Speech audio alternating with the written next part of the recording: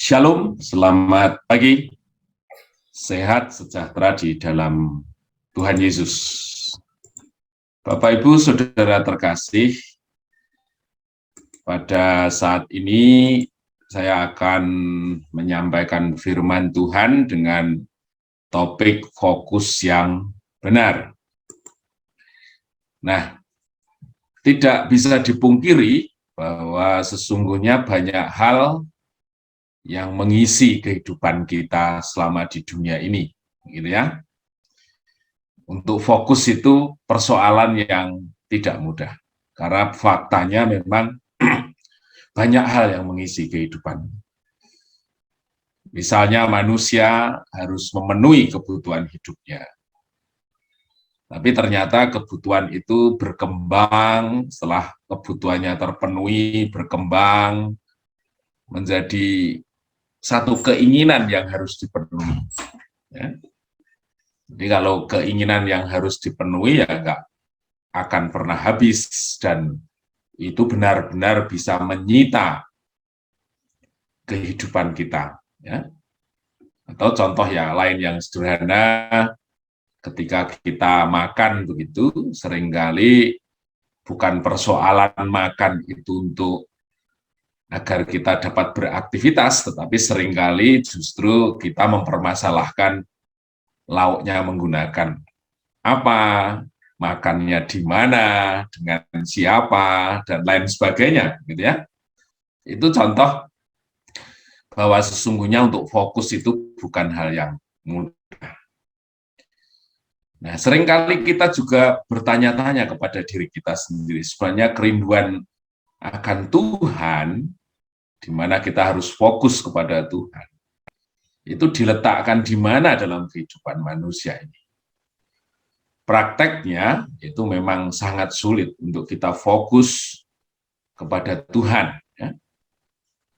Kita seringkali lupa memperkarakan diri kita di hadapan Tuhan. Atau kita sering meletakkan sesuatu yang barangkali tidak penting menjadi sesuatu yang prioritas, sementara yang penting dalam hidup ini seringkali itu diletakkan pada nomor kesekian. Nah, demikian juga dalam kita melayani Tuhan, gitu ya. Untuk fokus itu seringkali bukan hal yang mudah. Ya, misalnya kita melakukan satu acara, mengadakan satu acara pelayanan. Kita seringkali fokus pada acaranya, Tuhan sukseskan acara itu. Barangkali yang ada di pikiran kita, kalau song leader bertindak dengan tepat, musiknya bagus, acaranya diikuti banyak orang, tapi seringkali kita bertanya-tanya tujuan dari acara itu sendiri itu untuk apa. Nah, hari ini firman Tuhan, dalam hal ini Paulus, bagaimana meletakkan fokus dalam hidupnya tentang bagaimana dia melayani Tuhan itu. Ya. Di Filipi 1 ayat 8 sampai 11. Firman Tuhan berkata demikian. Allah tahu bahwa saya sungguh rindu sekali. Jadi saya ambilkan di BIMK ya. Bahasa Indonesia sehari-hari. Allah tahu bahwa saya sungguh rindu sekali kepadamu dengan perasaan kasih mesra dari Kristus Yesus sendiri.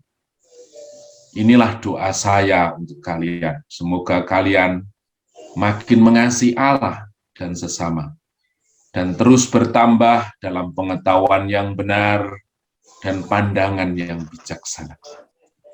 Dengan demikian kalian tahu memilih apa yang terbaik, dan hidupmu akan bersih dari cela atau tuduhan apapun juga pada hari Kristus datang kembali. Hidupmu akan melimpah dengan perbuatan yang sungguh-sungguh baik, yang hanya dapat dihasilkan oleh Yesus Kristus sendiri. Maka Allah akan dimuliakan dan dipuji-puji. Jadi ayat 8 di sini, Paulus meletakkan kerinduan Tuhan itu benar-benar tinggal dalam hidup. Ini ya. Jadi kerinduan dia melihat pelayanannya adalah melihat jemaatnya sendiri mengalami kasih dari Tuhan dan akhirnya mengimpartasikan kasih Tuhan itu dalam hidup jemaat. Dia sedang melihat orang-orang yang dilayani adalah orang-orang yang nantinya akan serupa dengan Kristus. Ayat 9, visi dan keinginannya semata-mata menghantarkan orang yang dilayani kepada Tuhan. Dia tidak nebeng, artinya barangkali dia tidak ikut beracara bagi orang-orang yang dilayani agar dia lebih terkenal, kemudian dilihat lebih komitmen, enggak. Tetapi apa yang dilakukan dari segala sisi hidupnya, itu benar-benar menghantarkan dia ada di hadapan Tuhan.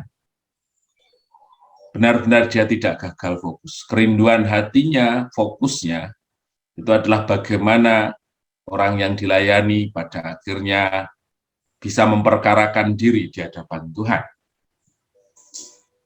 Kemudian yang terakhir, kerinduan hatinya ketika kita lihat di ayat 11 ini menurut saya sesuatu yang luar biasa. Ya.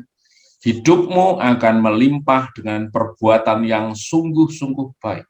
Jadi tidak sekedar baik, tapi sungguh-sungguh baik. Dan nilai komparatifnya ada, yang hanya dapat dihasilkan Yesus Kristus sendiri. Wah, ini satu luar biasa. Ya. Dia sedang tidak melihat bagaimana orang yang dilayani itu saat ini sedang menghadapi persoalan hidup pada level rohani seperti apa, pada kondisi yang di depan matanya itu seperti apa, tetapi impian, harapan, fokusnya, dia sedang melihat potensi anak-anak Allah yang pada akhirnya melalui apa yang dia kerjakan, itu bisa membuat mereka sekualitas dengan Kristus. Jadi saya bayangkan apa yang ada di dalam hati dan pikiran Paulus itu sedang menyaksikan potensi-potensi anak Allah di dalam Kristus Yesus itu ada di dalam jemaat yang dia layani. Itu saja.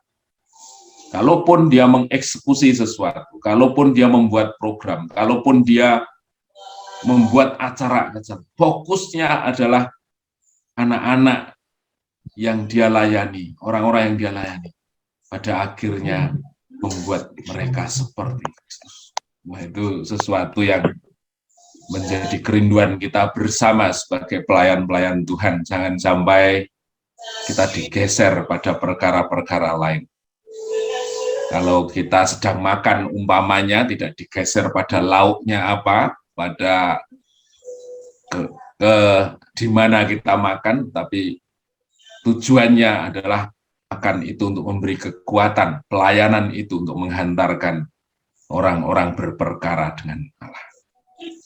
Nah, demikian Bapak Ibu Saudara, biarkan firman ini yang bisa menggeser motivasi kita tentang melayani. Pada akhirnya Allah mau kita hanya fokus satu hal saja, bukan pada hal yang lain, bukan pada toppingnya. Jadi kalau pada minuman itu ada banyak topping gitu, ada yang es krim, ada yang buah, tapi minumannya, nah, tapi memperkarakan anak-anak yang kita layani pada akhirnya bertemu dengan Tuhannya. Itu adalah fokus yang sesungguhnya ketika kita melayani. Terpujilah namanya, mari kita memulai berdoa pada pagi hari ini.